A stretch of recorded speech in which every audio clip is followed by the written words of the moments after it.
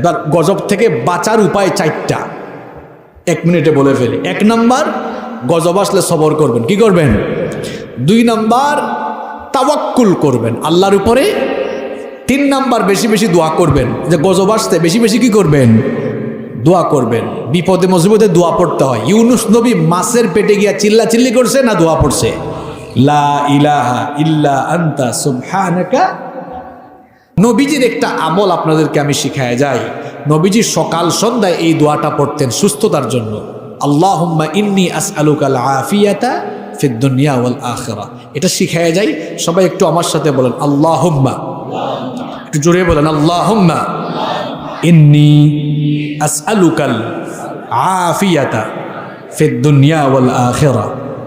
3 বার পড়ি তাইলে মুখস্থ হয়ে যাবে। 1 বার বলছি। 2 নাম্বার, আল্লাহুম্মা ইন্নী আসআলুকাল আফিয়াতা ফিদ দুনিয়া ওয়াল আখিরা। আল্লাহুম্মা ইন্নী আসআলুকাল আফিয়াতা ফিদ দুনিয়া ওয়াল আখিরা। আরেকটা দোয়া পড়বেন। নবীজি বলছেন এই দোয়াটা সকাল সন্ধ্যায় যারা পড়বে সব বিপদ আপদ থেকে আল্লাহ তাআলা হেফাজত করবেন। সুবহানাল্লাহ। বলেন বিসমিল্লাহ, বিসমিল্লাহিল্লাযী লা ইয়াদুররু মা'a ইসমিহি শাইউন ফিল আরদি ওয়ালা ফিস সামাই ওয়া হুয়াস সামিউল আলিম। যুবকরা এটা মুখস্থ করবা ইনশাআল্লাহ। এবং 4 নম্বর,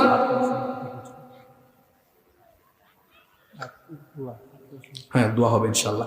এরপরে 4 নাম্বার, এটা সবচেয়ে গুরুত্বপূর্ণ। 4 নাম্বার, নবীজি বলেছেন বিপদ মুসিবত থেকে বাঁচার জন্য সব সময় তওবা ইস্তেগফার করো। আমাদের নবীর নাম সবাই জানি তো, মুহাম্মাদুর রাসূলুল্লাহ সাল্লাল্লাহু আলাইহি ওয়াসাল্লাম। বলেন নবীজির জীবনে কোনো গুনাহ আছে? একটা গুনাহ আছে? জন্ম থেকে নিয়ে ওফাত পর্যন্ত তিনি মাসুম। যেই নবীর জীবনে গুনাহের ছিটাফোঁটা নাই, দেখি আপনারা জানেন কিনা, ওই নবী ডেইলি আল্লাহর কাছে তওবা ইস্তেগফার করতেন কয়বার? না, 2টা হাদিস আসছে, 70 বার না। এক হাদিসে বলা হয়েছে আকসারা মিন 70 মাররা, 70 বারের বেশি। 70 বার না, 70 বারের। অন্য হাদিসে বলা হয়েছে মিআতা মাররা, 100 বার। তো 70 বারের বেশি হইলে 2 হাদিস মিলান, তার মানে 100 বার। তাইলে বলতে পারি নবীজির জীবনে গুনাহ নাই, এরপরেও রেগুলার তওবা করতেন। আপনি গুনাহগার উম্মত, ডেইলি তওবা ইস্তেগফার করেন কয়বার? বিবেককে প্রশ্ন করুন। যুবক, সারাদিন যায় একটু আস্তাগফিরুল্লাহ পড়তে পারো না। সর্বশেষ একটা হাদিস বলি, বেশি বেশি আস্তাগফিরুল্লাহ পড়বেন, ইস্তেগফার করবেন। 3টা ফজিলত আছে। কয়টা ফজিলত? 3টা প্রশ্ন করি আগে। বলেন তো, সবার জীবনে বিপদ আপদ আছে? 2 নাম্বার, সবার জীবনে টেনশন আছে? 3 নাম্বার, রিজিকের দরকার আছে? 3 জিনিস এক জায়গায় পাবেন, ইস্তেগফারে। নবীজি বলেছেন মাল্লাজিমাল ইস্তেগফার। এই হাদিসটা 6টা হাদিসের গ্রন্থে আসছে। 6টা হাদিসের গ্রন্থে, 6টা। আবু দাউদ, ইবনে মাজাহ, মুসনাদে আহমদ, তাবরানী, বাইহাকি, সুনানে কুবরা। কয়টা হইল? 6টা।